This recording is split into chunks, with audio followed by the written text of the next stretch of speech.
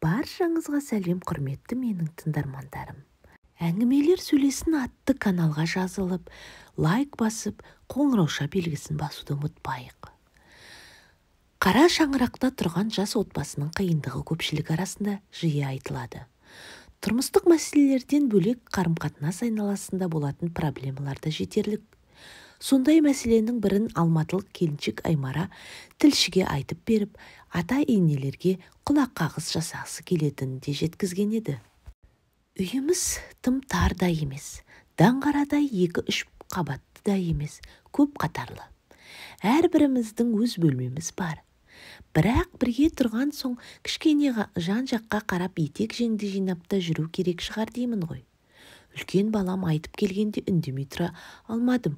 Сол үшін енем қазір маған қыр көрсетіп жүр, деген келіншек ата мен енесінің үйдегі оғаш қылықтарынан ұялып жүргенін айтады. Мен үлкен әрі жалғыз келінмін. Ата-енем Алматыға ертеректе қоныс аударған. Жастары әлі 60-қа толмаған. Күйеуімнен кейінгі 2 қарындасы тұрмыста. Бірі 5, екіншісі 3 жастағы ұлымыз бар. Жап-жақсы отбасымыз, ешқандай мәселеміз жоқ, тек мына бір жағдайдан басқа. Адам айтуға да ұялады екен. Бірақ 7 жыл бойы көріп келе жатқан соң шыдамым таусылды. Атам мен енем қашан ақылға келеді, қашан етек-жеңдерін жинап үйде келіннің, жас баланың бар екенін түсінеді. Былай ғой, жас болған соң шығар, әйтеуір махаббаттары лапылдап тұр. Кейде түндегі дауыстарын естіп ұялып кетеміз. Ондайда күйеуім естімеген бола салады. Бірақ қызарып түрі бұзылып кеткенде бәрін сеземін. Алғаш келін болып түскенімде бір күні өзім айтып күйеуімді оятып алып ұялып қалғанмын. Қайдан білейін ондай әдеттері бар екенін.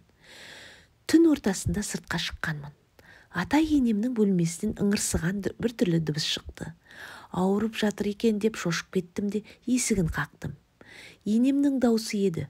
Оңаша бөлмелері болған соң бірден кіріп бармаймын ғой. Апа, бірдеңе боп қалды ма?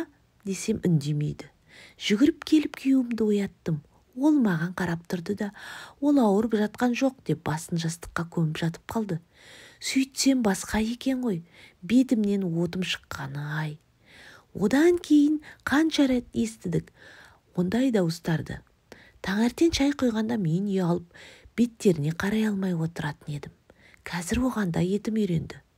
Ол ма?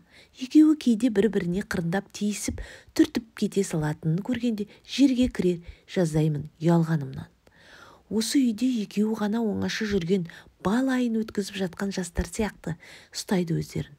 Теледидар көріп отырып сүйсе сала ма-ау, атам кеп енемнің арқасынан құшақтай сала ма-ау, әйтеуір бітпейтін махаббат.